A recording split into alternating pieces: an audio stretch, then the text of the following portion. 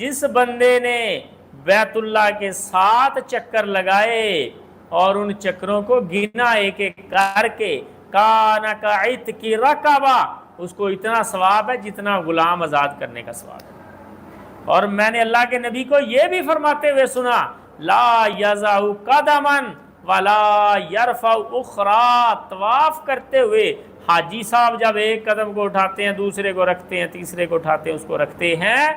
تو اللہ رب العزت ہر قدم کے بدلے گناہوں کو معاف کرتے ہیں اور ہر قدم کے بدلے میں نیکی کو لکھتے ہیں۔ یعنی 3 اہم مسئلے عبداللہ ابن عمر نے سوال کے جواب میں بتا دیے کہ میں رکنین کو، حجر اسود کو، رکن یمانی کو میں اس لیے یہاں پہ رک کے چھوتا ہوں اور بوسہ دیتا ہوں کیونکہ اللہ کے نبی نے کہا یہ گناہوں کا کفارہ ہے، اور میں طواف اس لیے زیادہ کرتا ہوں کیونکہ 7 چکروں کا ایک مجموعہ یعنی ایک طواف لگانے کا